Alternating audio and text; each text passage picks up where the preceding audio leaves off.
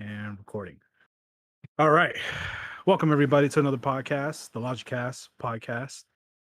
Today's topic is the Monster Hunter Netflix film review. My name is Blanka Kong. I'm joined by Mr. Esoteric, Gunner Eos, and Hada Wolf. How you guys doing today? Pretty good? Good. Good, Good. good. Can't complain. Same. Good. All right. So let me pull up my notes because I had a lot to write down about this film. So I've said it before and I'll say it again. We're big Monster Hunter fans in this chat. I just got this in the mail today. It's the official strategy guide for Monster Hunter 1 on the PS2. It's a useless book, but it's a nice little piece of history. So I'm a big fan, and so is everybody else in the chat. And so there was a lot of expectations with this film. And this was announced, I think, in 2017 Really? or 2018. I'm thinking 2017. This was first announced. So this film was in production for about 4 years. Now, granted, the C virus probably halted some production Probably. in 2020. However, it doesn't change the fact that this was a 4-year, maybe 5-year project. So everybody here has seen the film, yeah? Yes. Okay, Yep. great. So this is a warning for anybody viewing this podcast. If you haven't seen the film and you want to, and you don't want to be spoiled, this is your spoiler warning. We're going to spoil the fuck out of this film right now because I'm going to go through very specific story beats and very specific things that I didn't like and liked about the film. So you have been warned going in. So pros. I have a pros and cons list. So my first pro, and this is the best segment of the entire film, in my opinion, was the Kongalala hunting segment and the Kongalala versus Devil Joe segment. That was, besides the Lunastra part, that was like the best part in the entire thing. I thought the animations were really well done in that section. I thought the monster behaviors and movements made a lot of sense. And in the hunters, specifically the human characters, I thought were the strongest in this particular segment. May researching the Nursilla while hunting, I thought that was a nice touch that she scouts the monsters before she hunts them. The village prepping traps for Lunastra was cool. The insect for the insect glaive showing personality. That was a nice touch that was never done in the games. Julius and Nadia struggling against Devil Joe and Lunastra. It wasn't just a squash match. They actually had trouble, which was nice. Julian's backstory, as little bit as they gave us, I thought that was good. Lunastra's overall animations, I thought they fucking nailed it. Lunastra looks fantastic in this film. The gruesome death blows. So another spoiler warning, characters do die, and obviously some of the monsters are slain.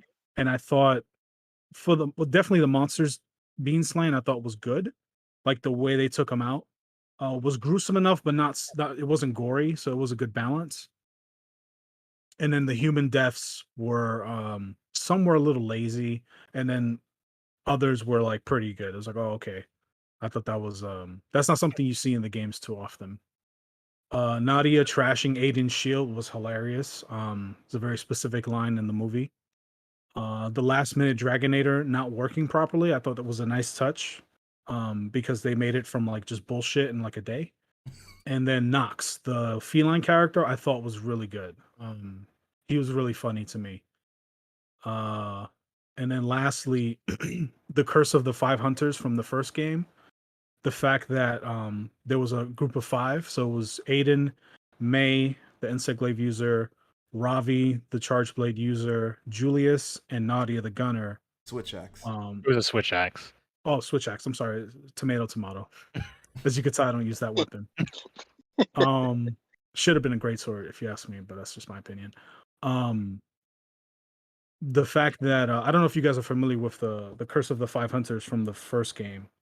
I am. Yeah. Yes. Okay, so I think they tipped their hat to that with 2 of the characters dying. So I thought that was cool that was in there, and you can make that connection, whether it was intentional or not. I thought was good. So those are my pros. I'm not gonna go into the cons yet. I'm gonna let you guys go through your pros, and then it'll circle back, and then I'll talk about the things I didn't like about the film, which is gonna be majority of this podcast for me. Okay, so you want us to all go through the pros first and then the cons? Yeah. So if you're gonna repeat something, that's fine. But like, yeah, I'd like to hear everybody's pros. So Like what you liked about the films. my pros are probably the shortest, so I'll just jump in and take the second spot, Sure, go for it. as I am not as forgiving as others. Show's struggle against the monsters, I thought that was nicely shown, nicely demonstrated, because as good as we think we are in Monster Hunter, we do at times struggle with monsters, especially difficult ones. And when you look at the skill and the ability of these monsters versus the metal or bone weapon that you have as a normal human being, it's understandable of the amount of struggle or danger that you can put yourself in. So yes, the Lunistra fight, it really respected what an elder dragon is of that universe. So I like that. The feline was comedy gold. I thought his lines was witty. I thought he was funny to me. He actually was the character that kept me interested in the human characters overall, and he wasn't even human. That's it. Next.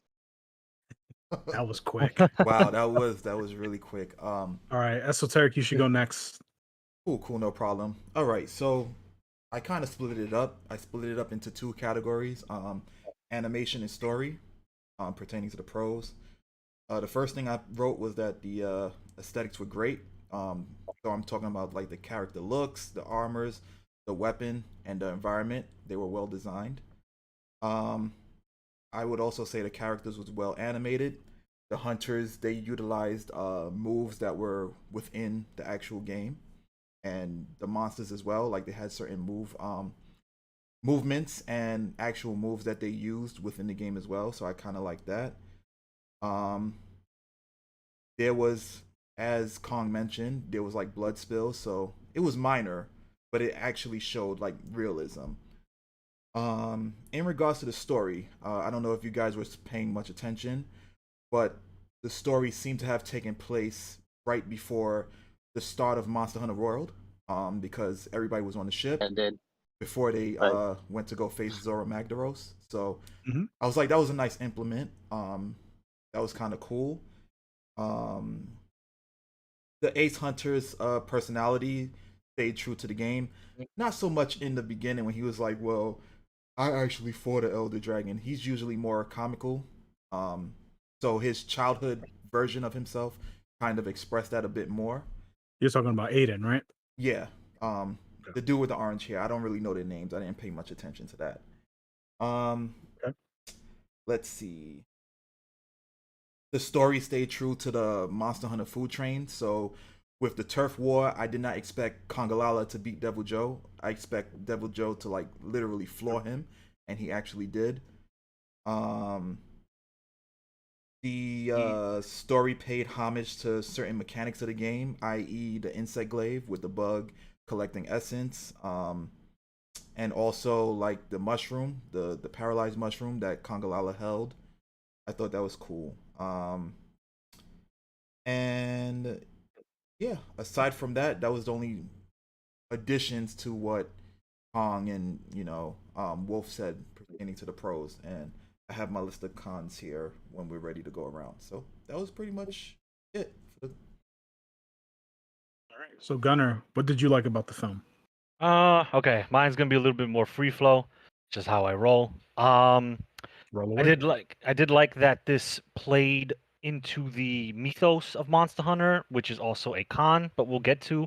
So I do like the fact that it starts off with the Fifth Fleet, which your character is on in the Monster Hunter game.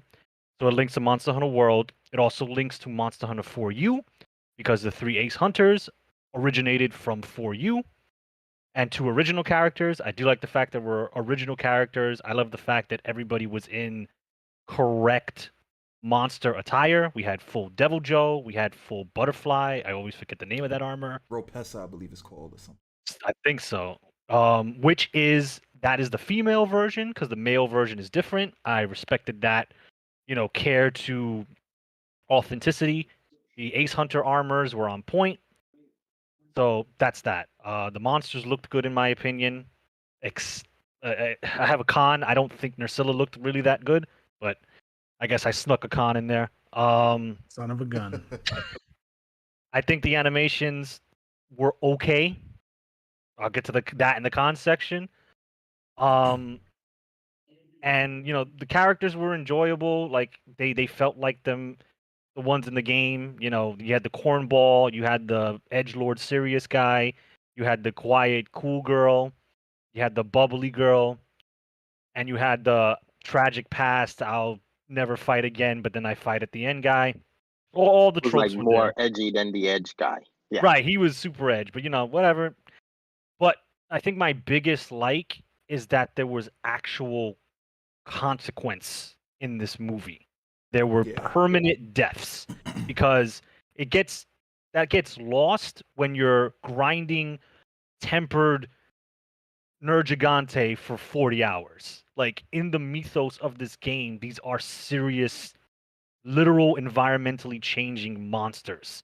And it's not something that you're like, I'm gonna go fuck up a Lunastruck because I need a gem right quick. It's no, in the world of Monster Hunter, these are serious issues, and you move for the monster in that world, not the monster moves for you. That was the whole point of the movie. He was like, listen, get the fuck out the way because they're going in a straight line and your line's the village.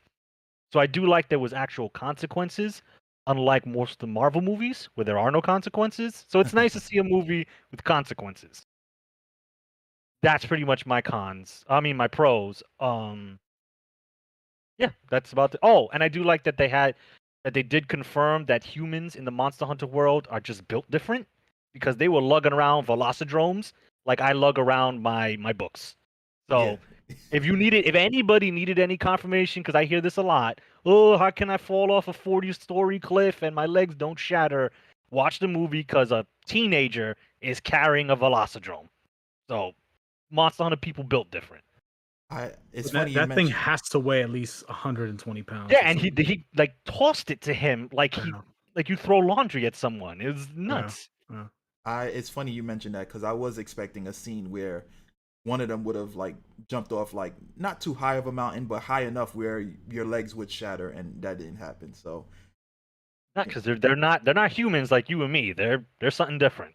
Well, they climbed a 100-foot tree in like 2 seconds. Yeah, So that's I true. mean, there were some indications of some superhuman activity, for sure. But I didn't mean to cut you off, Gunner. What else did you have? I guess the final thing I just liked that it felt like a lived-in world. Right? It didn't feel gamey. I was scared that it would feel gamey, like, oh, this is our hub world. Let's go to the quest board and pick out a quest. No, You it mean was like Sword Art Online, or dot hack? You mean like that, or you mean like they was gonna give off a simulation like this is a video game and not I felt they were like gonna like try to shove in too many of the video gamey aspects of Monster Hunter. okay. But they Like didn't. like getting carded and stuff like that. Yeah, I thought they were gonna have a cart reference or like someone was gonna do a flex when they drank a potion. They didn't do that. It was just like this is our world. We live in it. You know, the way the movie starts is the little dodos, they get out the pen and he's go hunting what he thinks is a velociprey. Like that's something I could imagine a citizen in the Monster Hunter world doing, and that's saying you can't hunt monsters because that's poaching. It's like there's okay, cool. There's laws and structures in the Monster Hunter world, and you have to kind of look for that in Monster Hunter games now. Less so because since Monster Hunter hit mainstream, they give you story now. But if we go back a couple generations, you have to look for that lore. So just to end it off, I do like the fact that that world felt like a lived-in world, and I was just watching it for an hour.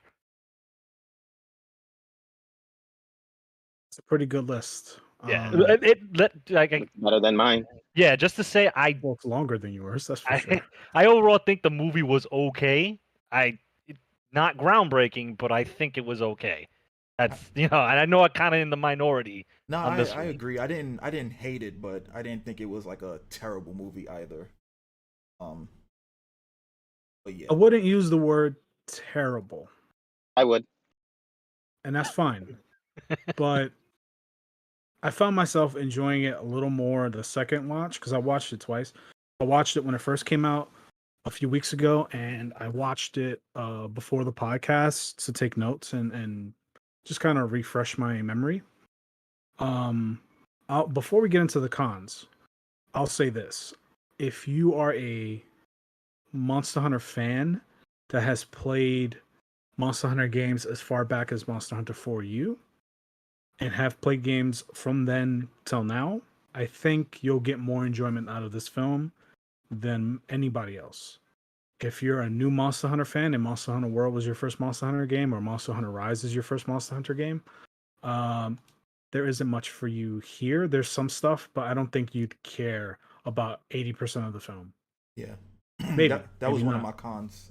But I'll get to that when it's my turn. Yeah, for sure. I didn't mean to steal your cons. I'm probably gonna steal a lot of cons. No, My I cons pretty was- I pretty much think but so. we'll elaborate on like what we why we didn't like certain things. So I'll start. So I have, just like you did for your pros, I had to split my cons up into two lists because it was quite a bit. So technique cons. This is animation stuff, pretty much animation stuff. Julius's face animations were bad in general. Julius is the guy with the white hair and the dual blades for anybody who doesn't know the characters by name. General close-ups of human characters were bad. So there was a lot of segments, and this isn't exclusive to the Julius character. This is most of them.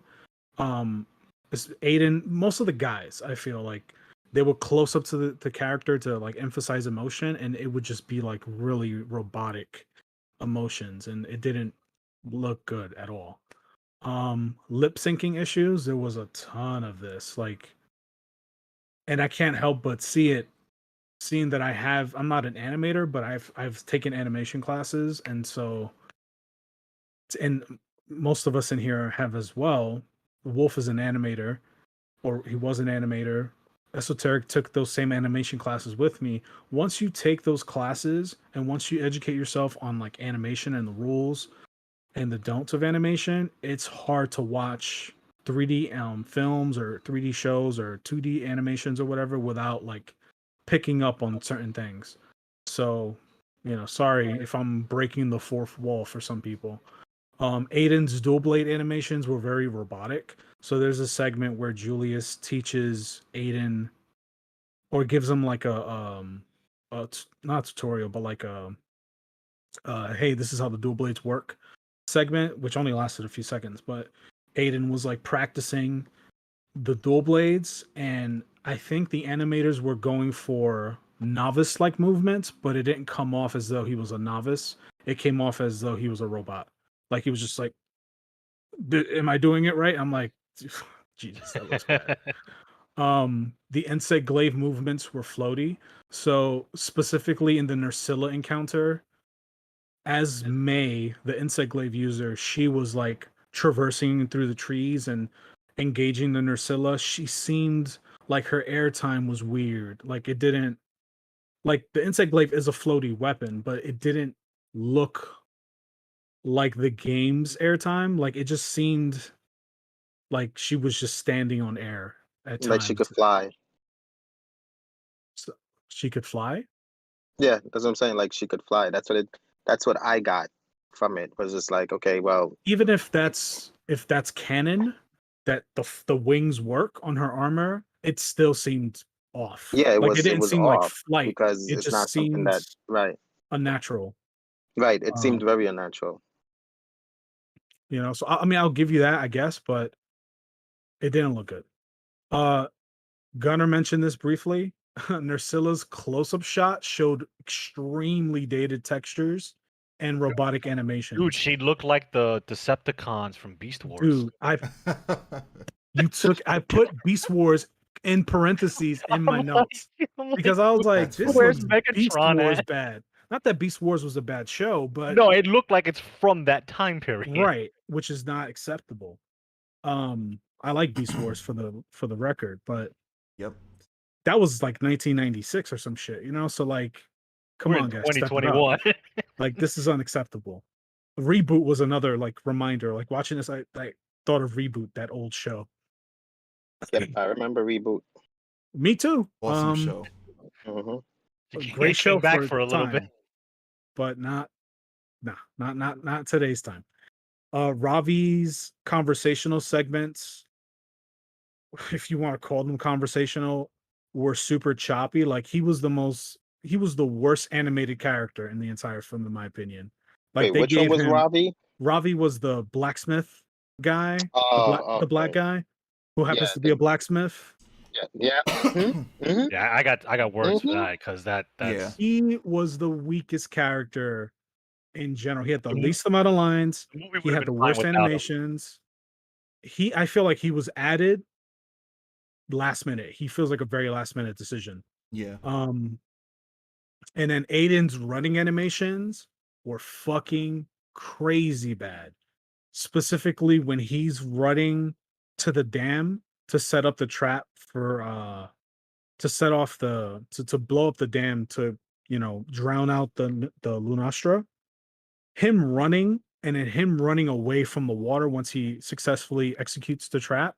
Like if you look at his legs, I'm not an animator, and I think I could have animated that better. It was that run definitely cycle. Reboot like. Like if you remember how they were running in Reboot, it was kind of like he wasn't even touching the ground It was as he was running. robotic as hell. Yeah, there was no like it didn't seem like his feet were on real earth. Like he just looked like I don't know what the fuck. It just looks really bad. It was very robotic. It was shit.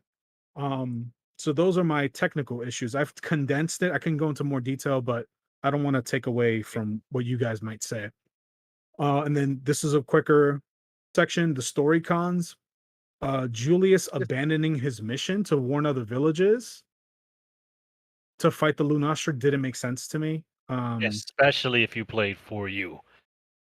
Yeah, like if you played for you, you know that this guy is all about his missions and he fucking follows through. And for him to just, all right, fuck it, we'll fight this dangerous elder dragon just because Aiden recited some like, you know, guild hunter's code. Like what? It's just the first time I've ever heard that code. But I mean, okay. it exists in the games, but like you have to go through like text or whatever and like certain story quests. Like it's there, but you have to really dig for it. But for him to just throw away his mission to warn these other villages, like he put these other villages, all right, if we're gonna buy into this world, he was put out there, him and other hunters were put out there to warn these stray villages of like danger, right? And he got to that village and they were like, "Oh, we don't believe you, blah blah blah. If Aiden tells us the hunt, if Aiden tells us the danger is real, then we'll move out." So he takes Aiden to scout the Lunastra. They find the Lunastra. They see Lunastra wrecking shit, and it's like, holy shit. And he was like, "Okay, you've seen the danger. Tell people to get the fuck out." And Aiden's like, "What? You can't, but we have to save the village." It's like, motherfucker, you don't see all of that chaos over there? That's gonna be y'all in like 2 days. What are you doing? Especially if an ace hunter is telling you this and you're a novice, you don't even know how to use dual swords or nothing, and you convince him, who has been doing this for years, decades probably, that we It can doesn't take make the sense. Lunastra. Yeah, it was just. It does not make sense. That really annoyed me. I put Ravi in general. He just Ravi the blacksmith. he felt like we just need someone to die a tragic death, and I didn't even care about him because his backstory was all of 3 minutes. Not even 3 minutes. So Ravi in general, his scenes were this. I can just go through. This is how little he was in the film. They get told that there's a blacksmith somewhere, right? The guy that they saved when they fought Nersilla. They go see the blacksmith. They ask for his help. He tells them to fuck off, right? And then Julian somehow knew that he was a hunter, and like he had like his double jaw armor He was like a sitting there. hunter of legend.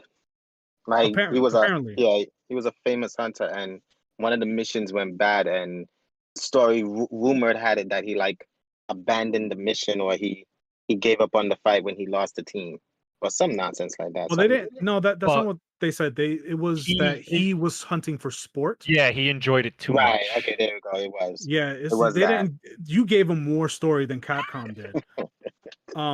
No, that he was hunting for sport, and he was basically like selling shit on the black market. Because I assume that you have to register. Like, if you're gonna buy parts and craft, you have to like register as a blacksmith, and you have to have like your books. You know what you've sold. Like, you have to pay your taxes in the Monster Right, he Hunter was world. selling rubies on the black market or some shit. Right.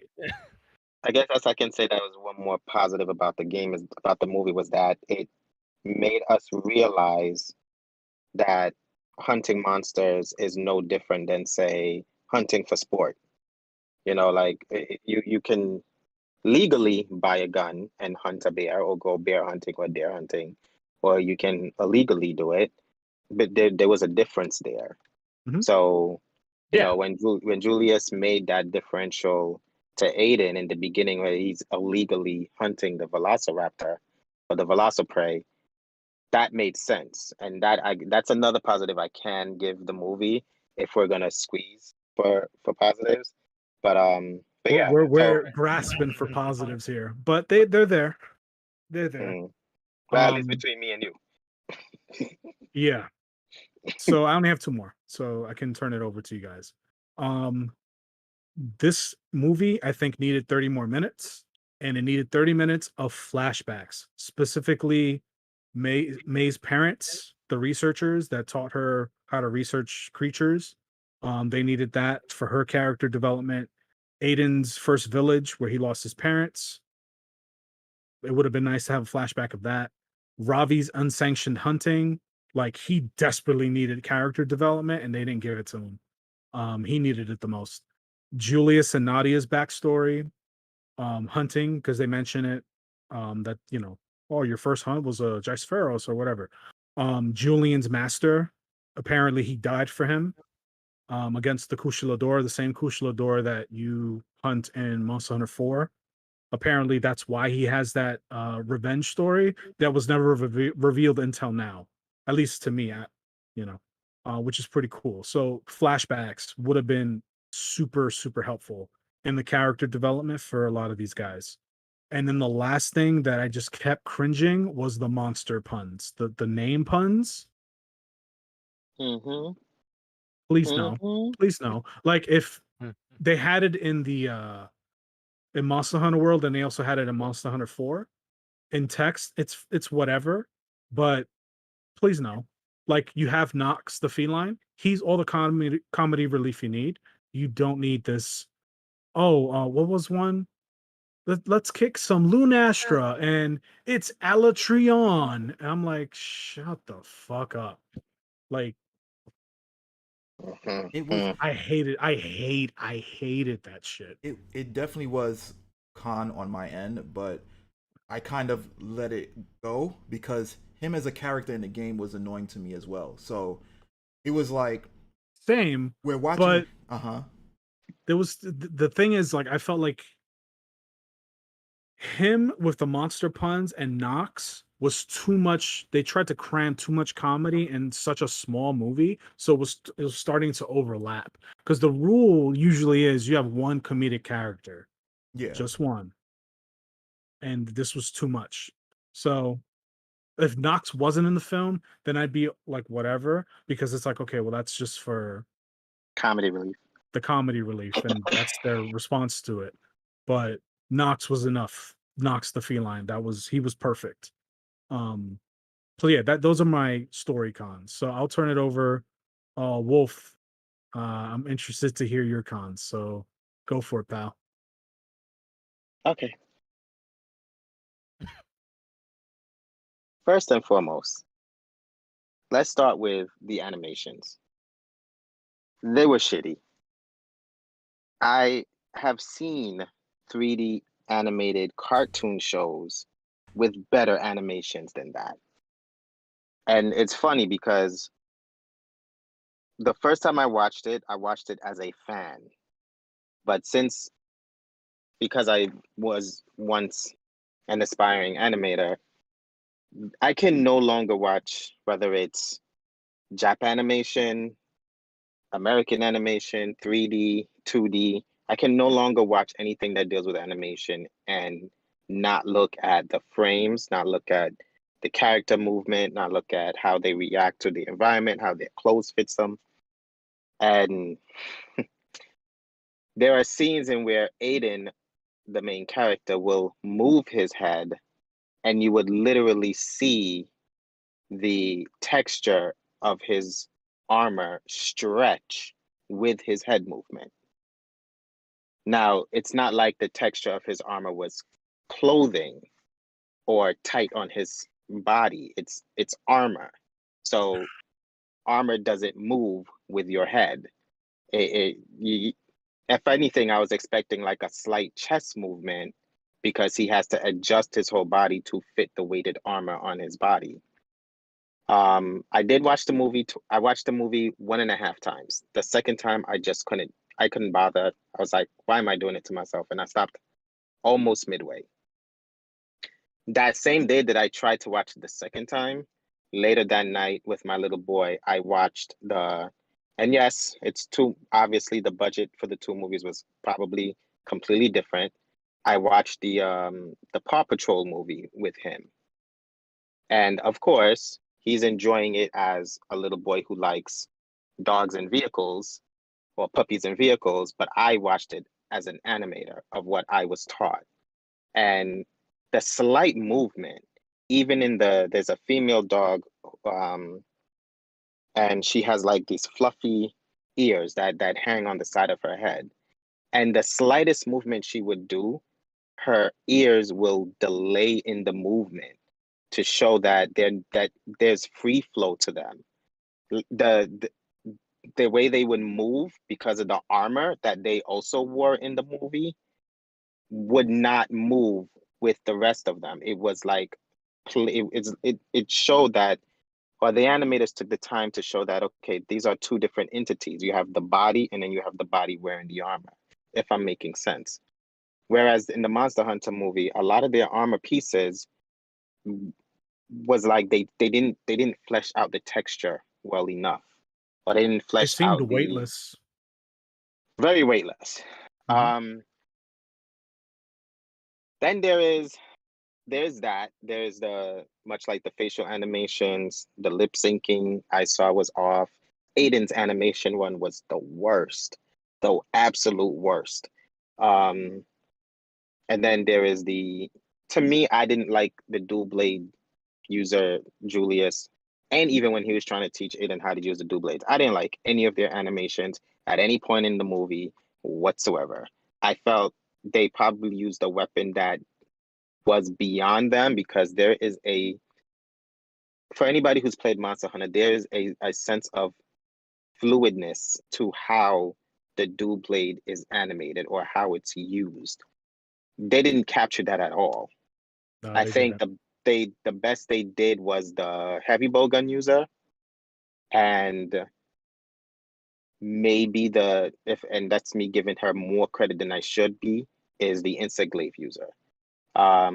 Speaking of the insect glaive user, as an insect glaive main myself, there are these little details that I'm looking for, and I did not find it. One, the Kinsack only buffed her once in the whole movie, And if then I'm died. not mistaken, and then it died.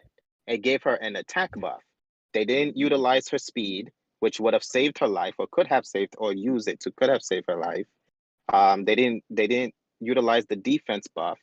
They didn't utilize the triple up. They didn't utilize double up. They didn't utilize the fact that, she gets she can jump higher or she can move fast. All they did was make it seem like the insect glaive can fly, which for any of you listening to this right now and decides to play Monster Hunter because you think you can fly with the insect glaive, you cannot fly. Okay? So I'm gonna kill it for you there. What You if you think of wear the playing butterfly Monster armor? Hunter. What if you wear the No. butterfly armor? And if you wear the butterfly armor, you will have a very high negative affinity to fire, which means Lunastra will burn your ass. Okay? Well, that's what So, happened in the movie. So and that's another thing that irked me was that I don't mind deaths in the movie. Because the moment Ravi died, I automatically jumped up and I was like, oh shit. They applied the 5 hunter rule from the early Monster Hunter games on why it's only 4 hunters at a time. I did not include Nox as a hunter because he never is. He usually is the side, like the cat that goes and gathers the stuff for you. So I didn't count him as the hunter. So when it went down to just the 4 of them remaining, I was like, okay, the 4 of them is going to divert the Lunastra, because clearly the movie made it very clear that they cannot slay the Lunastra. So I wasn't expecting them to slay the Lunastra. Which didn't they end up slaying it, or did they just run it off? no, they repelled it. They ended up she was killing it. repelled. She was repelled. So when the second hunter died, I was a bit annoyed.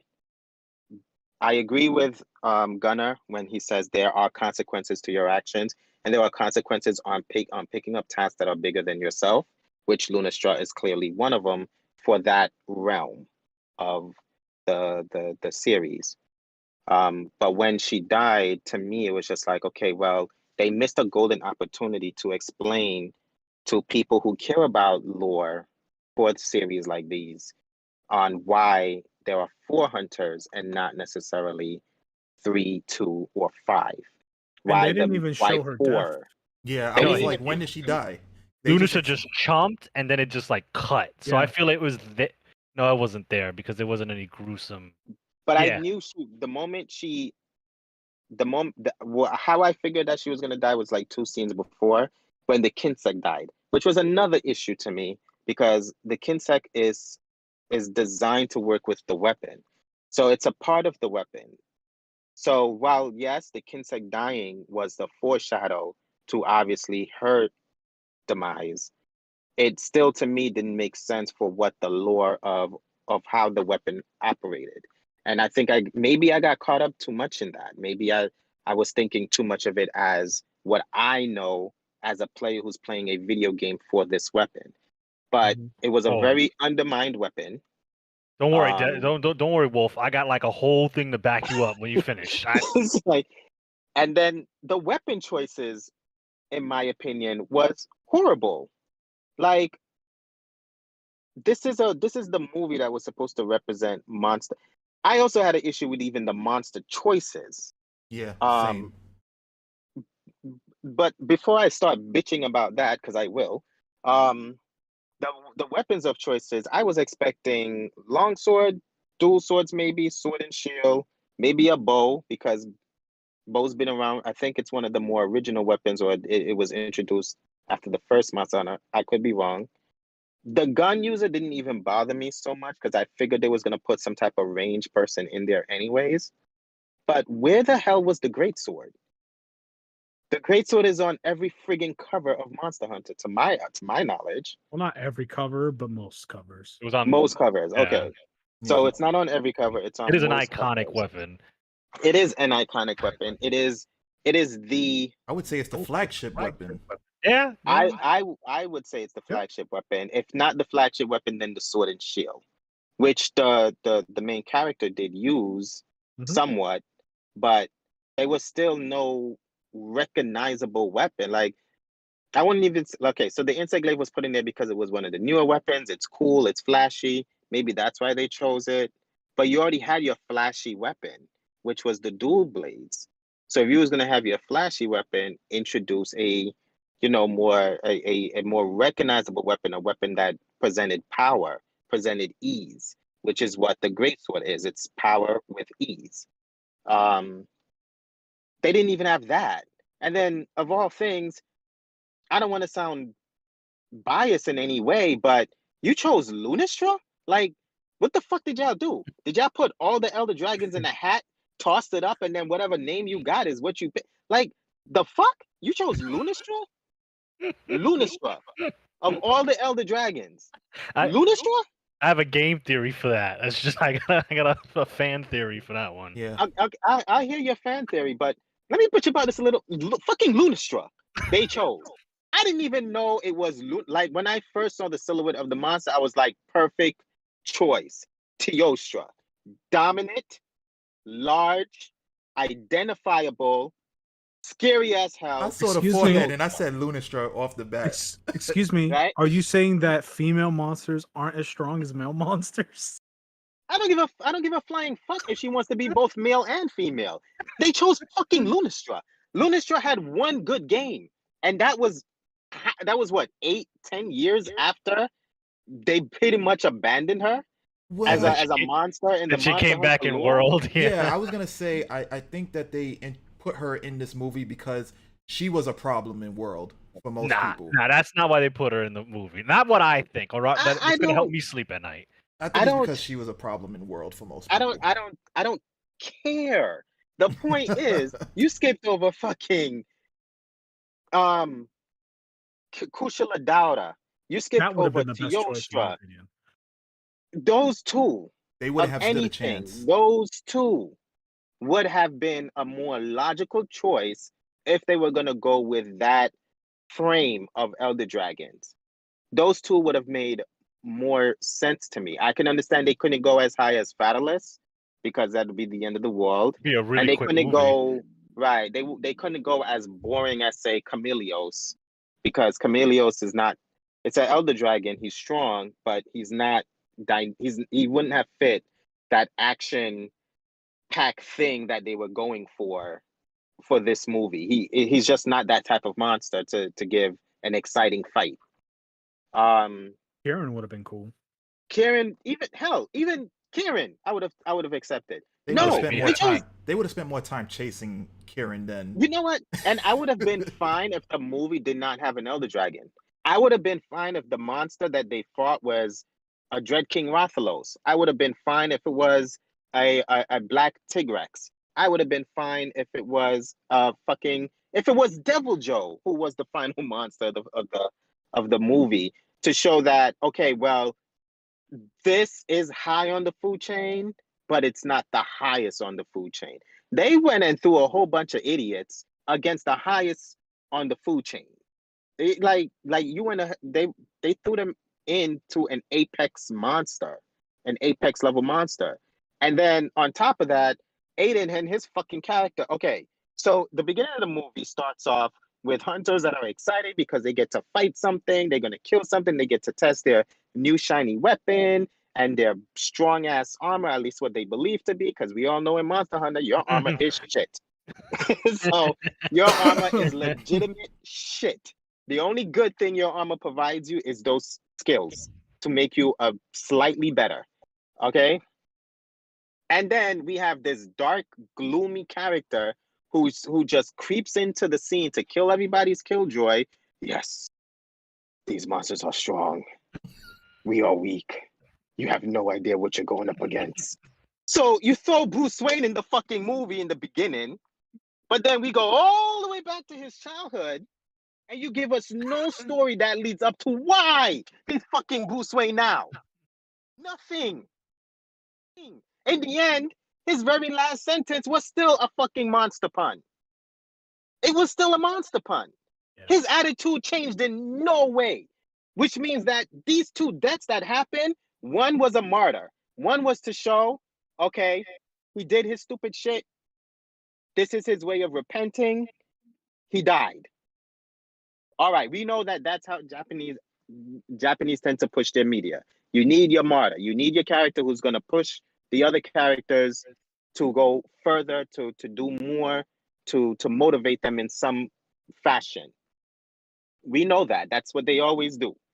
So I get Ravi's death. I understood it. Okay, you were only placed in the movie to die. That's why Yeah. you were designed. You were designed to die. So he didn't need a backstory because the motherfucker was gonna die anyway. So he didn't really need a disagree. backstory. I think a But- little bit of backstory would have Made us made the sympathize. death mean more, and I think he needed, in my opinion, and I don't mean to like jump in the middle of your cons, but whatever, this is free for all at this point. Of Um, course. I think there was a missed opportunity for him to interact with Aiden and show him like, yo, this isn't a game. All right, I've lost friends. I've done some None stuff. of those Like they didn't do characters taught anything. Aiden anything. The But only No. thing that taught Aiden something was Julius teaching him how to use dual blades to ultimately have him use sword and shield, which sword and shield, nothing like dual blades. So that didn't even make sense to me to begin with. Then on top of that, Julius had I guess, the epitome of what his master, of how he was with his master, and then he sympathized with Aiden to then help the village. But Aiden didn't experience any loss, or but he he didn't did. experience That's the a funny character thing. change. But he didn't experience a character change onto how we got the character we got, who started to tell the story to the other hunters who were naive about what they were getting themselves into. In the Mhm. end of the day, the character stayed the same. No, I'm a No you're absolutely character right growth. about that. Here's my issue though, in regards to like what you're saying. Like I absolutely agree. He already experienced loss. Like the story should have been from the time when he lost his parents, because he sat there and he literally said that he wants to protect his village because he lost his parents in his actual village. That was enough for him to take this shit seriously. If he had to run around with these hunters to learn this a second time, I don't get it, because he lost his parents during a monster invasion, if I'm not mistaken. Like that's what they Yes, he said. literally said that. yeah, So it said that. if he's a knucklehead where he didn't get that part, then nobody was going to teach him anything. Nobody was going to teach him shit. Now see, I'm gonna tell you where he learned his lesson, and this goes off Wolf's point. He learned his lesson in a whole ass other game. That's where he learned his lesson in Monster Hunter 4U. Now that I've been waiting for a while. This is my shit. One, I don't know who this movie is for. It's not for Monster Hunter World fans, and it's not for 4U fans. Now you can come at me and say it's for Monster Hunter fans, but you clearly started off with the beginning of World, and then you literally fuck off with World. These are Monster Hunter 4U characters, at least 3 out of the 4. The other motherfucker and his gold ass self wasn't even in them. Bye, goodbye. I don't know where he went. He was on The hiatus. Lance guy. Yeah, fucking. So that's where his character development was, Wolf. It was in 4U, which most people in this Monster Hunter world, they have no fucking idea what a 3DS even is. They're So not gonna go back and play for you. They ain't got paid after being spoiled the way they were no, in but War that's where his X1. character development is. It's in that game because he fought Gore Magala. He was like, "Oh shit, I see my bro, my dual sword bro, get hurt. He never gets hurt." And Gore Magala fucked him shit up. And this chuckle fuck who's wearing a hodgepodge of armor here is gonna take on Gore Magala, aka your main character. But that's where his development was. So to start off with, I didn't know who this movie was for. Because I was like, oh, cool. That's Monster Hunter World. I played that game to death. And then it's like, I don't give a shit. We'll see you at the end of the movie. Now, I don't know who okayed Nersilla's design. dude, she I don't came know who straight okayed out that. of Beast Wars. I was expecting Megatron to come in and then they fight a T-Rex. I'm like, I had to pause it. And it's like, is it my monitor? Am I sitting too far away from it? Like, no, this is just how it looks. Now, I'm no animator, so I'm a normie when it comes to that. So I didn't notice any of that. Like, I'll probably watch it again and pay closer attention to it. So that flew over my head. So I can't comment on that. The animation issues that I had stemmed from being a fan, and it was the few fight scenes in the game. They did not feel like a Monster Hunter fight. They just felt like a bunch of idiots swinging weapons around. So when they fight the Kongala, and Julius is trying to be cool, he goes into demon mode. And you would never know he went into demon mode unless you played a lot of Monster Hunter. Because his And swords it went took from a lot. his swords went from the front and he switched them to the back. That's how you know Mm-hmm. you go to demon mode. There was no visual cue like in Monster Hunter where there would be like a red aura or put the swords up in the air. It was literally flip. And then this butterfly bitch was like, "Where are your essences?" I don't even know that much about the weapon compared to Wolf, and I'm like, "Where are your essences? You're just swinging your bone fucking insect glaive. By the way, you couldn't fight anything better. Your Thank bone you. insect glaive and your one bug does 2 fucking moves that the insect glaive can do. That one move that no one does, where you attach the bug to the monster and deal dragon or elemental damage to it, and it got 1 essence out of the 3. So it's like, you're not even there yet. And then she dies, so I stopped caring about her. But and then the bowgun. Now I'm a bowgun main, and I'm like, light bowgun represent. I'm like, why are you not rapid firing anything? That bowgun rapid fires fire. She did it once to the Lunastra's wings. I'm like, what are you even here for? Like, I want to see rapid fire pierce. Like, come on. Highest DPS in the game. Let's see it. So my problems with the animation came from a fan where it's like the fight scenes were so lame. They were just idiots swinging a sword. All there was. And this guy was like, "Oh, I'm a switch axe main. Um, let it switch once." He did not do elemental fucking discharge. He did nothing. His whole character was a waste of time and resources they could have used to making the other characters better, because his backstory is all of, oh, I hunted some shit, which he didn't even admit to that. Julian had to elaborate on that. And you just had to expose that onto him as his reasoning. So, and then he dies, and it's like, okay, I don't care anymore. And then all these other villagers die because when Lunastra did her big ass move, motherfuckers died. Yeah, they did. There was like nothing for them. Little girl was like, I made my own diary to carry on the legacy. I'm like, who are you again? His sister, girlfriend? Who are you? Go away. Your point here is null and void. Like, I don't get the point of the movie when it came to the actual hunting part of the Monster Hunter movie. It just felt so lame. And now I'm looking at it. Maybe it was just a budgetary reason, because they sure as hell didn't do a good job with the talking scenes. Like, I do like the movie. If it wasn't on Netflix or any other streaming service, would I ever watch it? No. Really, you do like the movie, huh? Yeah, I was gonna say, like, you like the movie? You sure? It was okay. Like, it was a okay movie. No, Well, let me tell you. There's another Monster Hunter movie that currently exists in our timeline, and this one blows that one out the water. If anybody denies that, you're in denial. That's not a Monster Hunter movie. It's Moving got the on, let's- title. I haven't seen it yet, so I don't know. So did yet. Avatar. Don't worry, that one's gonna get the Netflix treatment too, and it's gonna blow you away. So get ready for that one. Do a 3-hour podcast complaining about the other Monster Hunter movie because I haven't seen it yet either, on purpose. But I think Wolf was still in the middle of his cons list, unless you were done and you want to switch over to Gunner.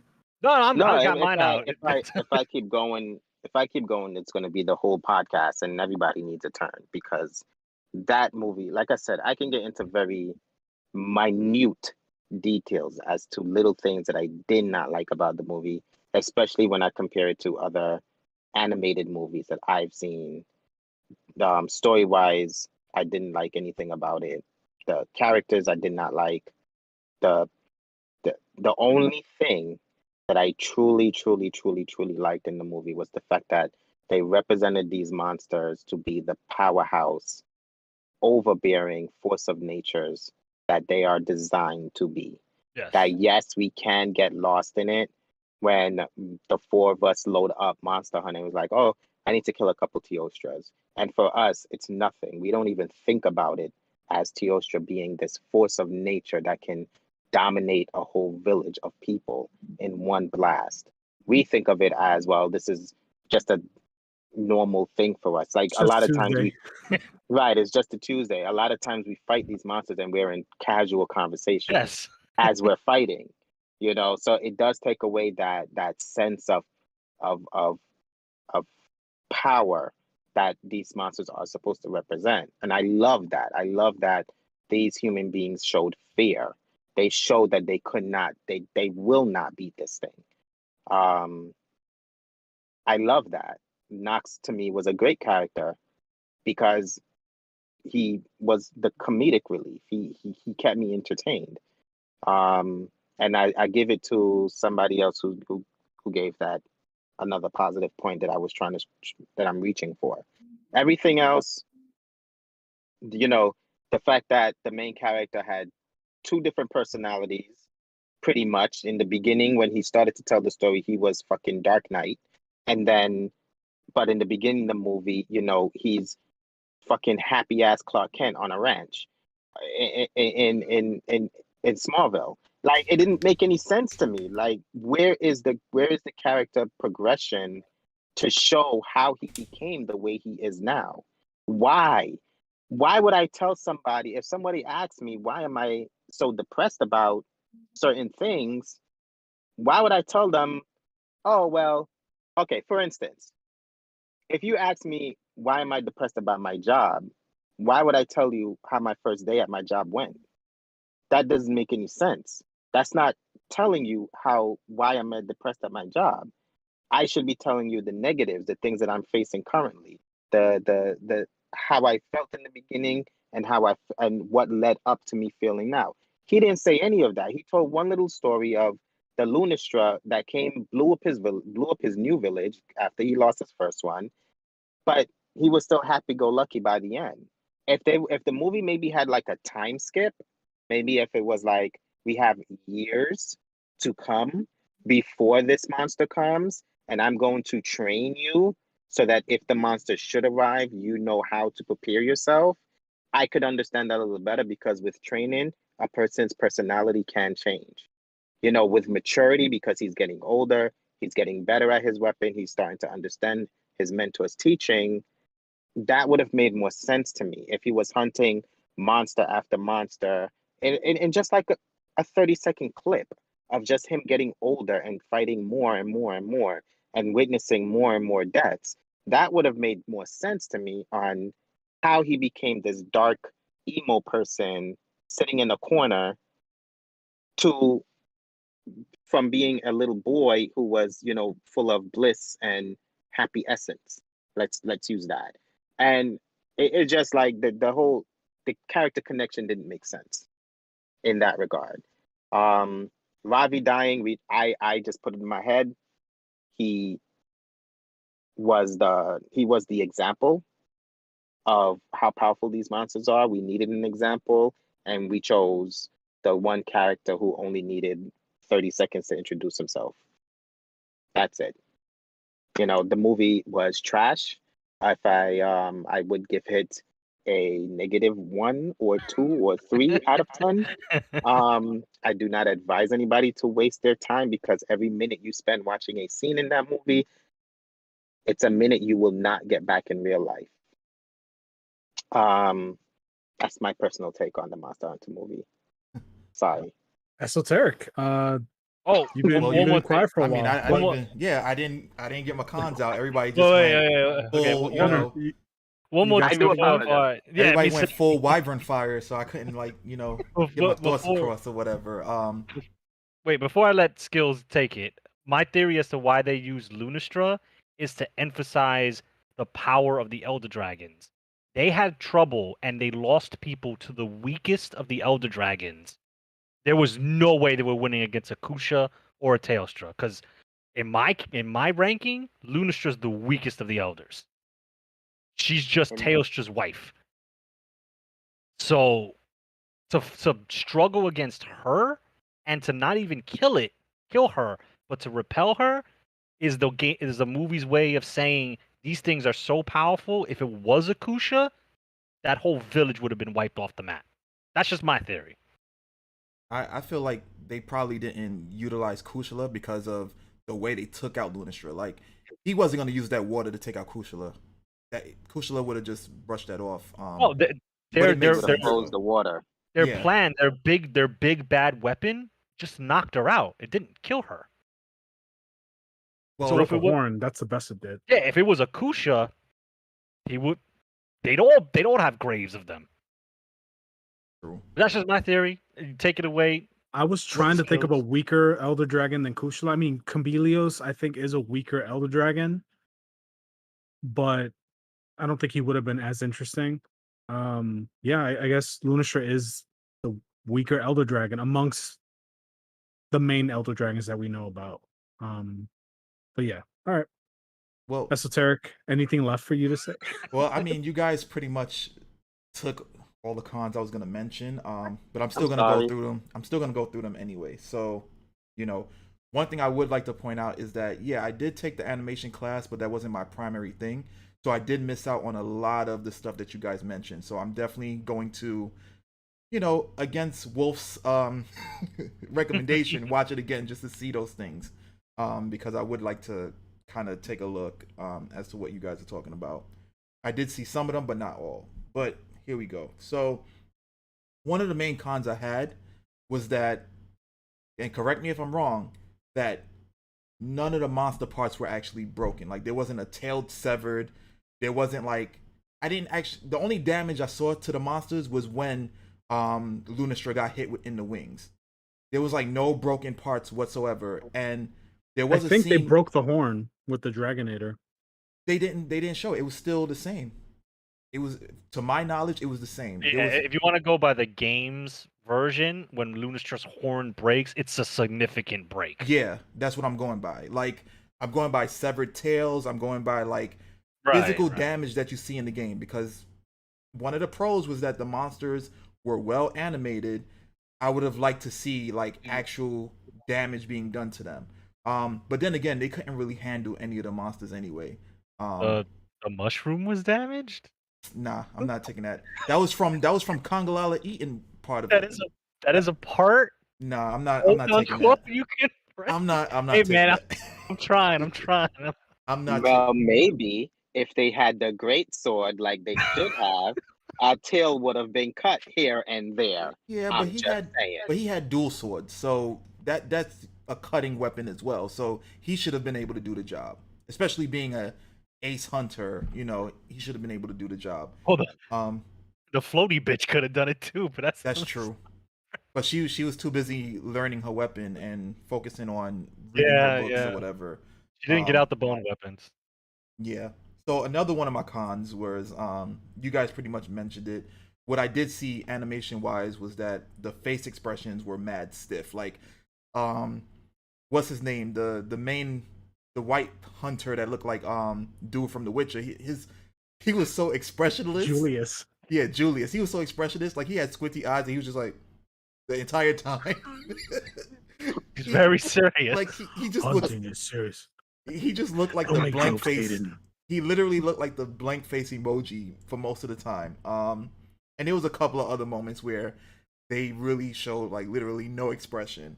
And that was pertaining to the animations. Now the story, I felt like the pacing was way too fast. There was no way that they was able to reinforce the village with Lunastra coming in like 3 days.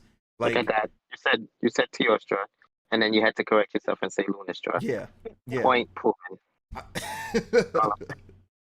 Anywho, like I feel like they should not have had that time to reinforce the place that the way that they did, and for the one blacksmith to make all that stuff for them, unless he carted all that shit over and got people to like help him with that, there was no way. And he, the only thing that showed that it was a sense of urgency that he couldn't put his all into it was the Dragonator, and clearly it broke. My next con, the monster selections was ridiculous. Like, there was no reason why Nursilla should have been there. There was no reason why, what was it, Emerald Kongalala should not have been there. It was regular color. It was? The regular one. Because it Emerald looked is green. purple. Yeah, what the fuck? Emerald is green. Oh, Emerald okay. is green. Okay, my bad. Yeah, the Emerald one is Whoa. Get him out of here. green. Anyway, he should not have been there. I feel like the premise of the movie was geared towards, or should have been geared towards, Monster Hunter World people. But it wasn't. No, that's the way it felt, because they literally started the story based off of you being on that cruise ship, and he's explaining, which I think the dude is bipolar, because if you play the beginning and end, and then you play the beginning of Monster Hunter World over again, he's like, "Hey, you ready to take on this Zora Magdaros?" Like, he went from being gloomy to in the game being happy. Nah, that's because they're pushing him, and mark my words, he's gonna be a Monster Hunter Rise 2.0. He's gonna fucking show up out of nowhere because they want to make him important. Well, I don't know, but he must be bipolar because he was glum in the beginning, then he No, was like it's super called bad happy. character development. That's what it's called. It's called bad character development. They they wanted to set a premise of something that is serious and life threatening and pull us into what his story is going to be to give us some little bratty kid who thought who was fooled by a cat to thinking that he was actually hunting raptors. Like really? You watch that movie again, you just wasted your life. You wasted minutes out of your life. We live once in this timeline. You're Uh, not getting that back. You can't. You're not the Flash. You can't run back in time to take your hour back. But that's just my warning to you. I'm just I saying. mean, we are diehard Monster Hunter fans. I don't think it was Go ahead. super. Die hard watching the movie. I don't believe it was super duper bad, but it definitely had a lot of cons that we would be privy to as opposed to someone who like just started Monster Hunter. Like, especially and being having the background of like studying animation. Like I feel like most of these things that we are arguing about or like saying not arguing, but are saying are cons, I think it would fly over everybody else's head Flew over pretty my much. head. Um, but yeah, like that was pretty much it. You guys mentioned everything else. I feel like it should have been Monster Hunter World exclusives. Like Anjanath should have been the monster that was fighting Kangalala, or something. I don't know. Nursilla should not have been there. I'm pretty sure the majority of people now in the Monster Hunter fan base, because it's mainstream, don't even know what Nursilla is. Um, I'm Nursilla scene should have been um what's the one that looks like a snake but he's electric? Najarala. No. He's like Oh, he Toba rattles. Kadachi? There we go. Oh, Okay. okay. Toba Kadachi. Fast, Snake. He looked. evasive. He's like a lizard. He has like a He is- snake face. He looks like a Yeah, snake. Yeah, he's got a he's snake supposed to face. be like a Yeah. snake hybrid, Yeah. like a I snake guess. troll I hybrid. guess. Yeah, Okay. that's what they explained him to be. Yeah, you can see because But when he he should sticks have out his been. tongue, it's snake like too. And like his face overall looks like a snake. Even the patterns on it, if you look closely. He should have been the evasive speed monster that they fight, because that's what he is in World. Or if not, it could have been Autogon. Autogaron. Yeah. They would have had a problem So with that him. They would have had a problem with Odo. I mean, they had a problem with everything they fought. they had a That's problem with true. everything. So it wouldn't have mattered. But I think I think they chose Devil Joe over Anjanath because Devil Joe, again, this movie, it seemed like they chose specific monsters for the frightening, scary part of Monster Hunter lore. So Devil Joe obviously is a bigger threat than say Anjanath. And they even threw the reference of Devil Joe looking like a pickle Yes. in there. They had to be adding.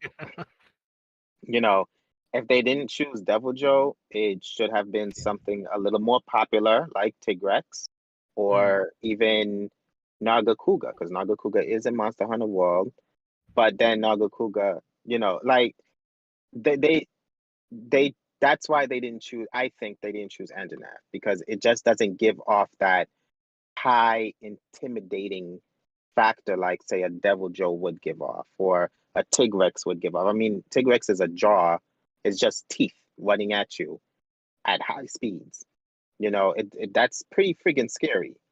And Anjanath is smaller, a little more normal looking than a T-Rex that's bigger and can bulk his body to to to give off dragonic fume. Like Devil Joe presents so much more of a visual threat than Right. Anjanath. He did use his breath attack in the movie. Yeah. Yeah, he Very did. briefly, but he did do it. He did. I like the way he used it in the movie. He used it as a way to like get everything that was away from. Like at one point, it's as if he became overwhelmed with the Congalala and then the four hunters hunting him. So he aimed it at the ground to like get everybody away from him. Yeah. And I love that because it's like, okay, well, obviously you're showing the level of intelligence that a Devil Joe can have. So I give that to them. Like I said, the monsters was perfect. Monster choices, no, but nonetheless, they were implemented nicely. Yeah, I think Luna's first, they utilized them to their fullest potential, especially since they were owning the hunters. I would have just liked to see these hunters within the lore that say they know what they're doing actually exhibited that. Like it seemed like they didn't know how to handle anything within that entire movie. Like they would just it was just they were just getting handled terribly. Um Nursilla handled, Kongalala, they did all right, but they still got handled to some extent. It just felt like, damn, they if they're the elite hunters of the guild, then them villages are messed up. They're done for. I think the movie really should have been a time skip of him being pulled out of his village, training to be a hunter, getting his license, training with different weapons to find his niche weapon.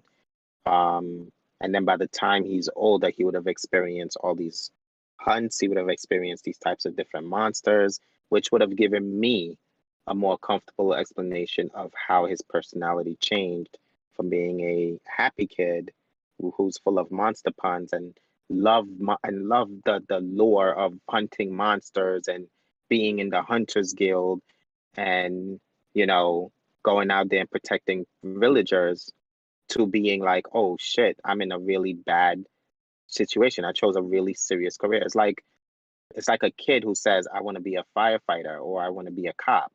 They want to be a firefighter or a cop with good intention, most children, anyways.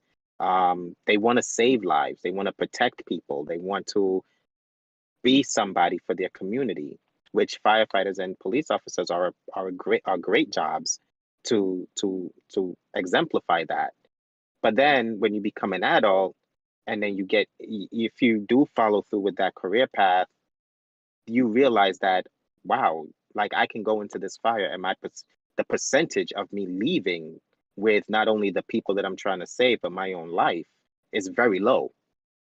Yeah, I can be a cop. Like, stories have happened where cops, they're just doing their jobs and they get shot just like that, just for being a cop.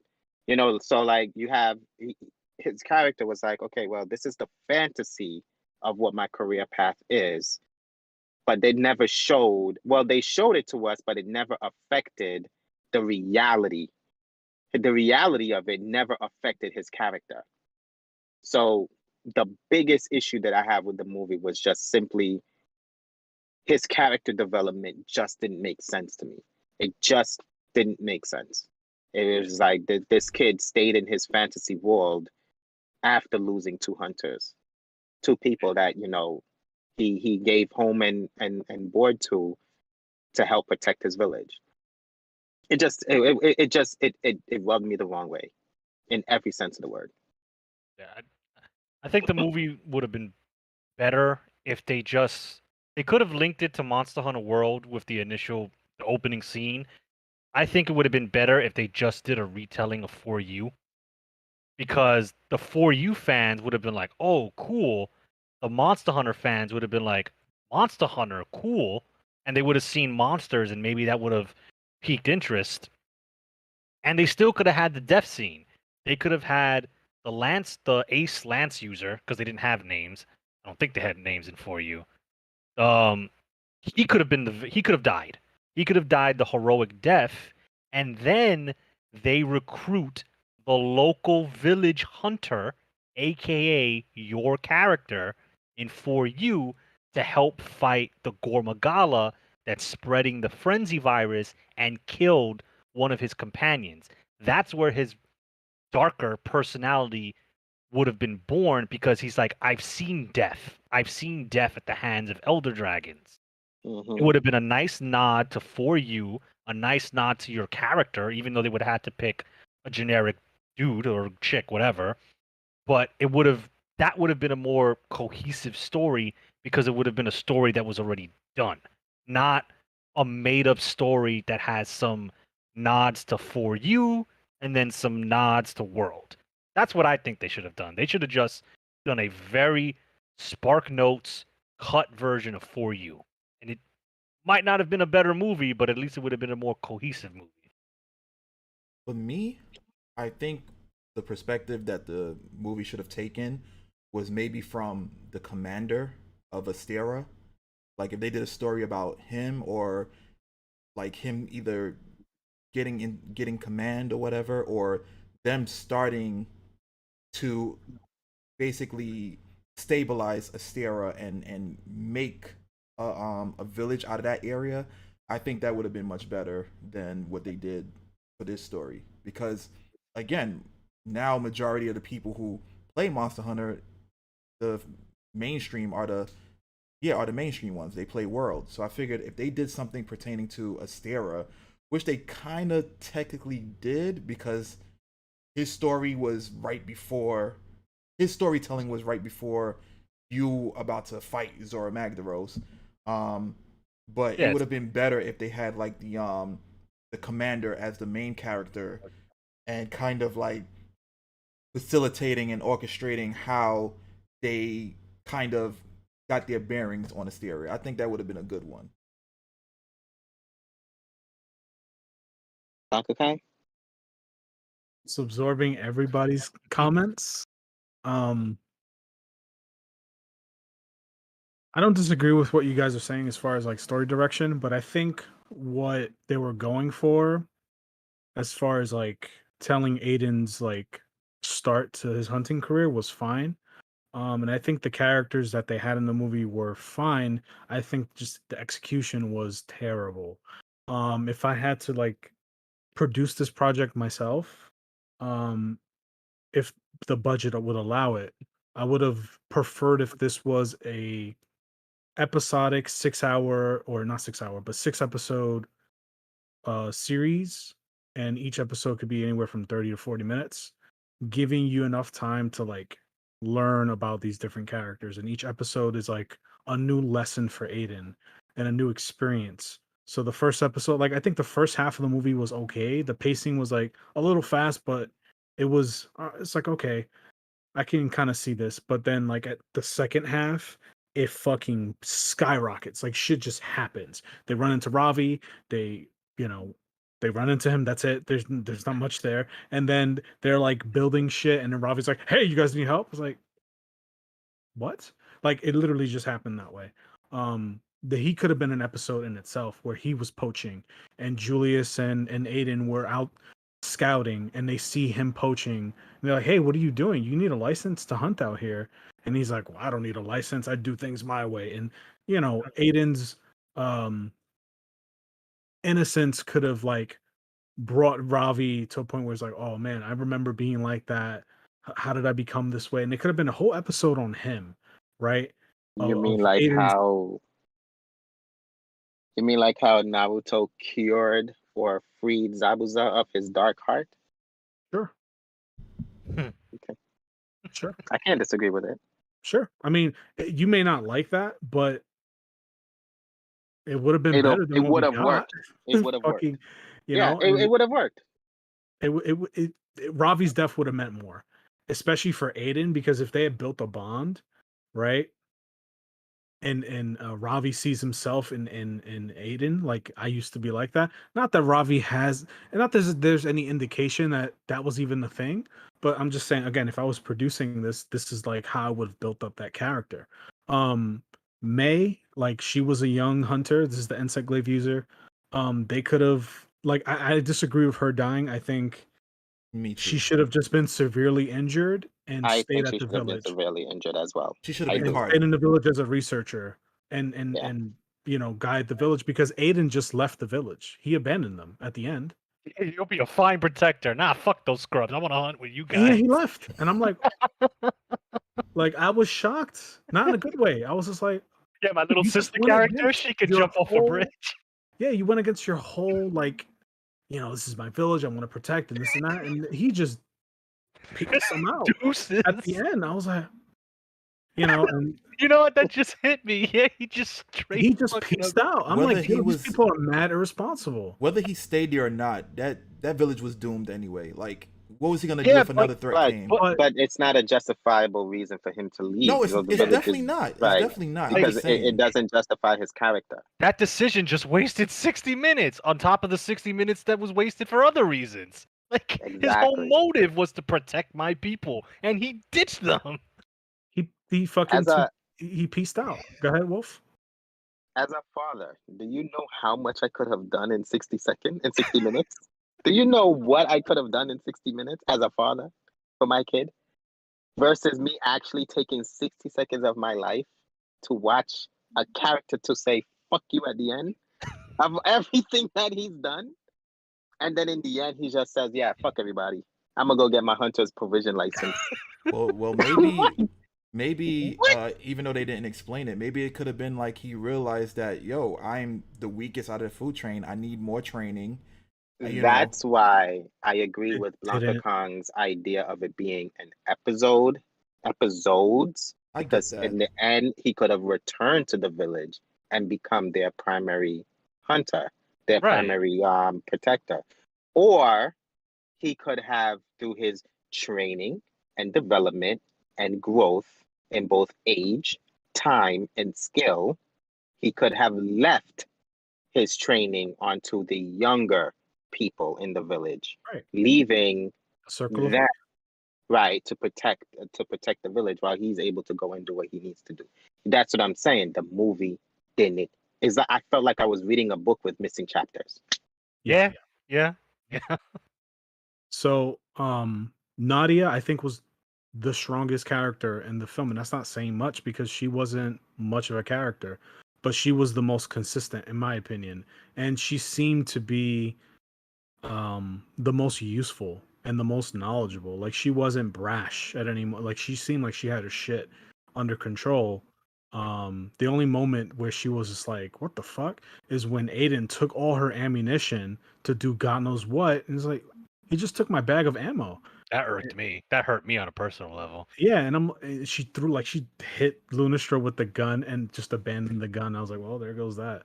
It reminded me of the opening cutscene from Monster Hunter, where Yes. the gunner shoots the sleep and it doesn't, or they miss or it doesn't work, and she just fucking throws that gun. You're and talking runs. about Monster Hunter 2 when they were fighting in Blanka.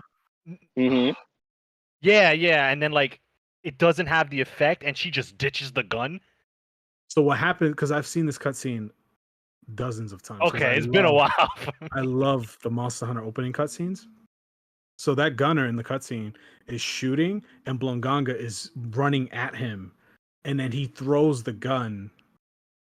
Yeah, he ditches the gun and just runs. And just runs in the up. Yeah, he runs away. And then I think the greatsword user saved him because he went to attack him and he blocked it. Yeah, which was Blanganga jumped in the air and the great sword user did the block attack. so sick. And then the hammer hunter came in and just uppercutted him in the stomach. Oh, fucking love that cutscene. Anyway, That whole so- cutscene was 2 minutes, and I still not got even more 2 from minutes. that cutscene than that Not movie. even 2 minutes, dog. I'm Not telling even. you, it was like Like 45 40 seconds. seconds or something. And, Yeah. and that's the thing I wanted to say was the cutscenes in the beginning of Monster Hunter, like those cinematic cutscenes, are way better than this entire film. And those cutscenes are like a minute long, minute half maybe. And it's like they told way more story. Like the opening cutscene from Monster Hunter 4U, where they're hunting the Diablos. I don't know if y'all remember. And the dual sword user, she like saved one of her partners were in danger, and she came in and she just went demon mode and did the fucking spinning thing on Diablos' back. That was so fucking cool. Oh, you know, I like instead the of one instead of Barry just off. right, instead of just flipping the sword and implying that I go into demon mode. Yeah. Have that demonic aura or Right. something like. Something. The But red glint in the eye. I don't know.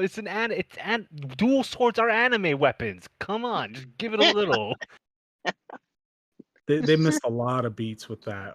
May, for example, I think she would have been a good character to teach Aiden about the importance of learning the monster, because that was her whole gimmick. She was just like, just taking notes on the monster. And when you play Monster Hunter, you have to learn monster patterns and attacks and when to do things, when not to do things. I think she was a good Hon- character representation of Yeah. that.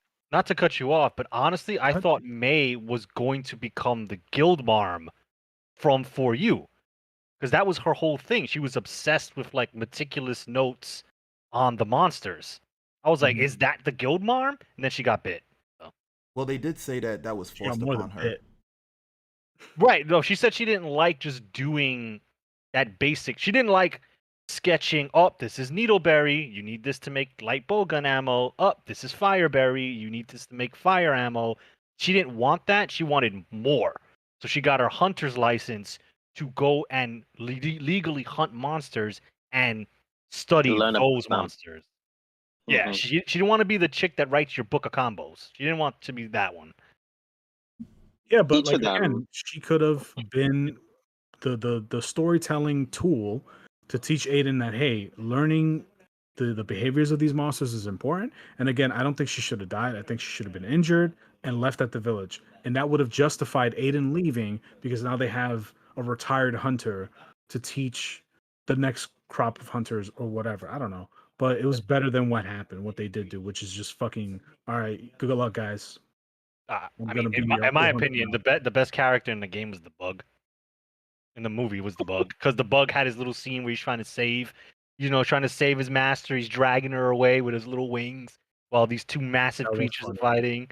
And then he holds that Lunastra down for a little bit and gives her that last buff before he keels over. I was like, I don't like bugs. Wolf hated that, but I thought it was kind of cool. Like the bug had a personality. No, I I was was cool. okay with the bug having the personality. Everything that the bug did up until the point where he gave her the attack buff and then died, to me was fine with the Okay. Kinsek. It's the fact that the Kinsek died, one, two, it never buffed her. Like she never fully utilized her. None of them fully Yeah. utilized their weapon the way that they should have. None of them. None of Yeah, them. Aiden could And it's not have like, had a weapon and been fine. exactly. And it's like if they had just used simpler weapons to get the point across, I think would have been, if they had downsized the heavy bowgun user to a light bowgun, she would have been more mobile. She would have been able to carry more stuff. That would have made sense to me. If the dude was a great sword user and not a dual blade user, there is no fancy flashes to a great sword. There is none of that stuff. There is no anime moment. Well, there is anime moments, but those are like those big hit swings. That is much more easily, to me, executed than us wanting to see the demonic energy that you get from demon mode. Like that was half-assed. He switched the sides, he switched how he held the blades, and then ran in his Naruto ninja animation to the Lunastra. And it was like, that's what you're giving me? Like I knew automatically that was demon mode. Yeah. But I was like, that's what you're giving me? Really? Really? Not even his footsteps had like purple energy to it or anything like that. Nothing was shown where he powered up his ability. He never even did the signature dual blade move, like the 1,000 cuts thing. He didn't He do didn't any of do that. any of He that didn't get the stuff. time Like, to. yeah, because he was so he sucked at the weapon so bad that, I mean, like, come on, if he's considered an ace hunter in his world, I really do feel bad for that world. Oh, also no Like, ice damage on the Guild Hunter dual blades. That is an ice weapon. That might be nitpicking, but fuck it. I'm gonna do it. Like, I didn't even think about that, the elements of the weapons that they were using as well. Ravi pulled his sword out pulled his switch axe out one time, swung, missed, switched the weapon, protected himself, and then died. It's like, huh? yeah, he Like, did. He did enough to just let you know what the weapon was, because I thought he was using a charge blade, but he left the I shield at thought home. so. Right. I thought it was a charge blade, and I was like, oh wow, they threw charge blade in this.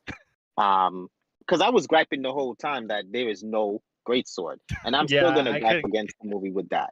The movie should have had a great sword user in it. They should have gone with simpler weapons, long sword, bow and arrow or light bow gun. They didn't, and because of that, they didn't give those more complex weapons, those more animated weapons, the flush and homage that they should have. Like it was just I can't And say anything good about the movie. and I to your can't. point, I'm trying. and to your point, if they were to utilize those other weapons, that would have lessened the amount of animation they needed. Like all the weapons that they did use were kind of fancy. Um, They were overly fancy weapons to get the point across. Like you That gotta showed animate nothing. it It was fancy exactly. weapons that didn't show off the Yeah, fanciness. And they it's like, didn't do one single thing that weapon is known for. yeah. no, but I'm saying with like the insect glaive, like all that animation with her spinning around in the air and flying or whatever, quote unquote, that could have been easily mitigated with a greatsword user just going horizontal. Well, yeah, vertical, horizontal.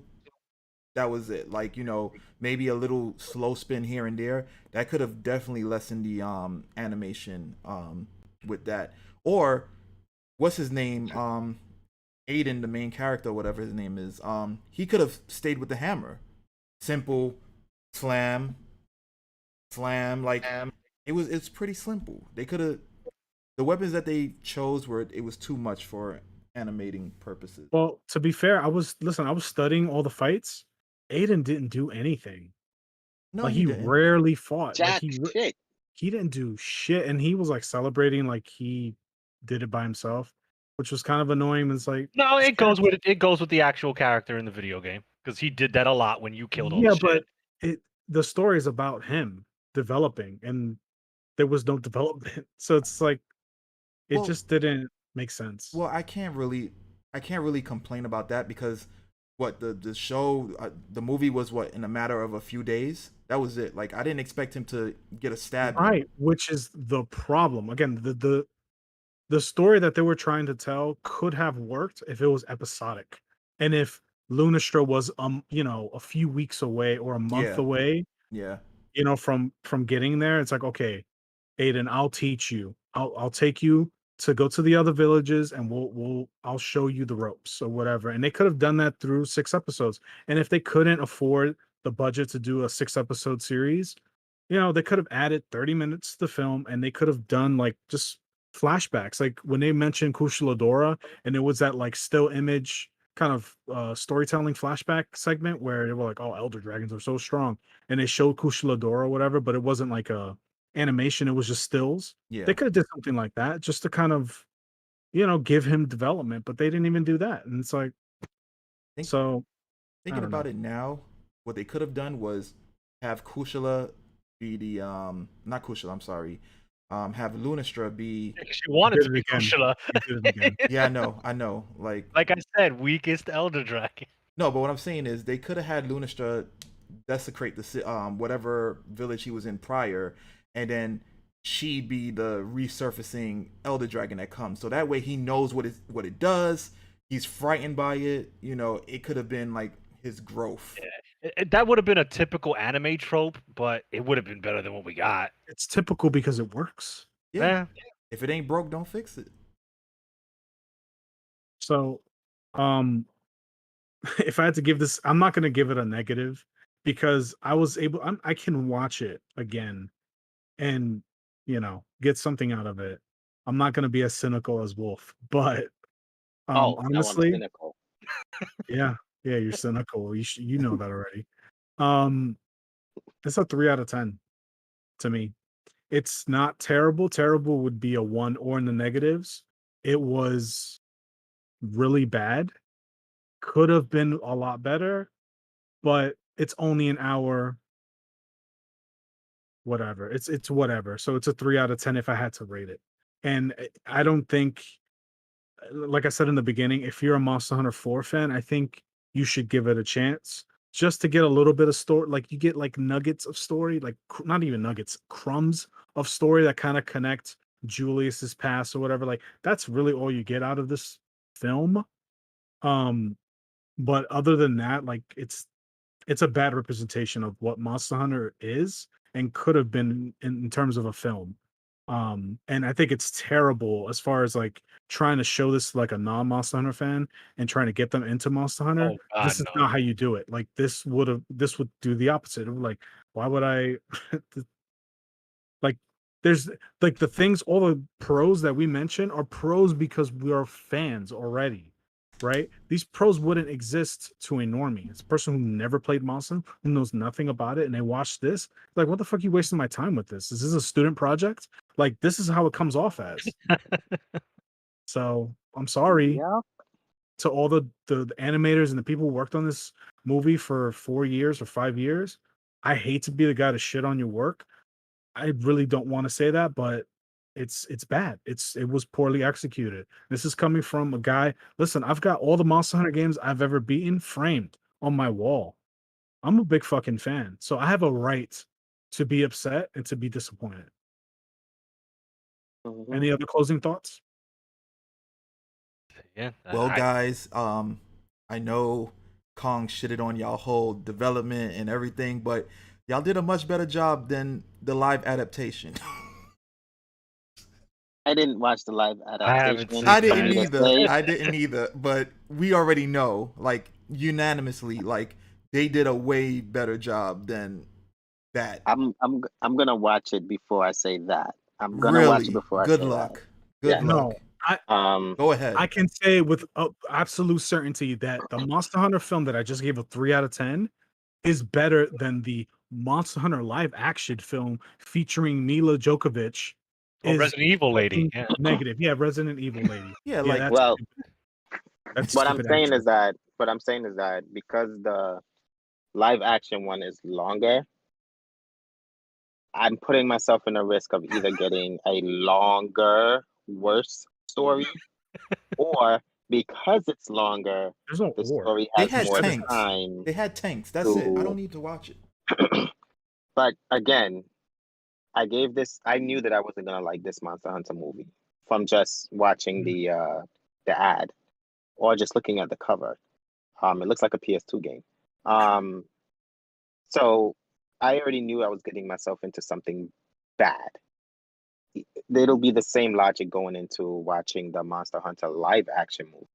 It'll be something bad. But when I'm watching this movie, it will be to be able to do a comparison between the 60 minutes of animation that we got, which should have been superior, versus what ideals or how far they were willing to go in a So movie that was ideal for theaters. what's the difference between a shit that you take today and a shit you took a week ago? It's still a One shit. one is stiffer than the Right. next. So Right. exactly, it's still shit at the end of the day. Yeah, It's it's still different shit. textures. One's older than the other, but it's still shit. So that movie, listen, I haven't watched it and I don't intend on watching it unless we all watch it together as like a joint thing. I could share my pain. But we could Um do that next week. Next week. yeah, so that's what I'm saving it for. If I'm going to waste my time, then it's like, all right, well, it'll be at least a funny experience to watch it together because I can immediately unload my complaints right away and get it out of my system and never watch the film again and say that I at least watched it. I don't think it's Um, funny at all, simply because we did that before and y'all thought that movie was funny and I thought it was a dumpster fire, you know. right, but that Just was saying. really fun for me. So at least the least I can do is give it back to the universe because I know how much I'm gonna hate the movie, but it's like you know you're gonna do like if you're gonna go skydiving, it's like gonna be intense, but then when you do it, it's like holy shit, I didn't know how intense. Like it's one of those things. So when I do watch the movie, you're gonna see me get fucking angry in real What I'm time. right. What I'm saying is that we haven't watched the movie to say that we know that it's going to be a bad movie. Obviously, we can look at it from as fans. We can look at I it read the from critic synopsis. standpoints. I read the synopsis of the film. Right. You know, we can read the synopsis. Like we know, like obviously we know it's going to be a bad movie. It's not like Gunnar mentioned earlier, Marvel movie, where a Marvel movie you can watch the ad, but you don't really know if it's going to be a bad movie. Like it's hard to gauge it. Like, Are you saying that this is the same? no, I'm not saying that it's the same. What I'm saying, I'm doing the comparison in the sense of where you have, for instance, let's take the latest Marvel movie, which is Black Widow, right? When you look at Black Widow's advertisement, yes, obviously more money was put in because Disney just pushes out money like it's nothing. But when you look at Black Widow's advertisement, you can't really say it's gonna be a bad movie. You can't see that. You understand what I'm saying? Like you can't just make that immediate judgment that this movie will be a bad movie. It gives enough for you to pique your interest, but it doesn't give enough to give away the movie being bad.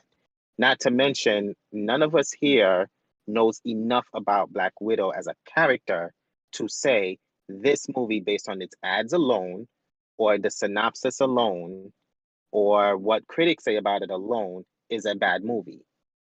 Monster Hunter, on the other hand, we know ins and outs of, obviously from this hour or hour and few minutes that we've been talking about it. We know ins and outs, minute details, little things about Monster Hunter that most people that claims to be fans of the series may not know. So when we look at movies like that live action movie, from the advertisement alone, we can pull that judgment and say, okay, this movie will be a bad movie based on what we know of the series. But I haven't seen the movie yet for me to say it's Avatar: The Last Airbender bad. So it's I'm sorry, I'm still gonna have to me. disagree with you. It's like saying I've never eaten my own shit before, but I can't say it's not gonna be terrible. Like it's gonna be terrible. Like So here's my Yeah, question. but that's what I'm saying. I know it's going to be bad, but I don't know how bad it really is because I didn't give the movie the time to watch. So I still have to give it that I think you level have a of good idea. optimism. No, Right. I think you're off on that one, my friend. Yeah, But because that's I okay. mean, because Wolf, when you were saying that you shouldn't have wasted your time from the other one, the one that I would say would be better than the live adaptation, you did kind of say that. Yeah, you're From the giving this jump, one a he was lot like, of fucking leeway. It's like, oh, you should have a little optimism. You use Um, the word optimism to describe I'm this not. other piece of shit. no, Yes, but what I'm saying is that we haven't watched the movie to say it really was worse than the animated movie. yeah, he's pretty We much haven't saying don't watched it judge a to book say by its that. cover. He's saying don't judge a book by its cover. Like Okay, well, the I'm judging, and I can, and I have done the judgment, and I What will I'm saying continue to is judge it. It's shit. when Venom came out, I agreed with Kong that it's a bad movie. mhm. I was not gonna watch it I'm not a fan of Venom as Kong is, but I do like the character And I still haven't overall. watched it. I respect it. I respect the character as is. So I wasn't gonna watch the movie, and I agreed with him when he said the movie is gonna be bad. It's shit. He didn't like what he saw. Blah blah blah. All of that stuff. He put it all in it. He expressed himself, and I backed him up on it. But then I actually, once the movie was out of theaters, once it was easily found online or through streaming services, I watched it. And is it the best movie based on Marvel characters that I've ever watched? By far, no. But is it a bad movie? No. So while I would watch freaking Sam Raimi's Spider-Man again, which I think is one of the worst Marvel movies I've ever watched. Well, not Marvel in terms of Marvel Disney, but Marvel in terms The of the first universe. Spider-Man film? No, that's Tobey Maguire. No, He's talking is about Amazing Spider-Man. yeah. Sam Raimi I wrote the first one, no? Sam Raimi is Spider-Man is Tobey Maguire's own. Yeah. I'm Like sorry. right. I'm sorry. I'm And when I mistaking it say for Andrew Spider-Man, Garfield. no, when I say Spider-Man, I mean Spider-Man 3. Okay, you can't, but you need to make that distinction because the Okay, first I Spider-Man. apologize. Okay, all right. You know what? We're getting way off topic, and we're like super over time. Let's because we could be here fucking 3 hours arguing about this kind of stuff. All right. I have no more closing thoughts about Monster Hunter, the Netflix film. Thank you guys for another episode of LogiCast. This one got a little this episode was derailed, and I'm sorry. But this is what happens when we talk about things that we're passionate about. So, if you enjoyed the podcast, this was a lot longer than the other ones, and I'm sorry. Give it a like. If you disliked it, dislike it. We're gonna do podcasts every week. Subscribe for more content. We have more content on Twitch as well, and I plan to do Twitch streaming myself. I'm going to join Esoteric, and I intend to do a Monster Hunter run from the first Monster Hunter game all the way up to I don't know how far, and but we'll see how that goes. So, Esoteric, where can they find us?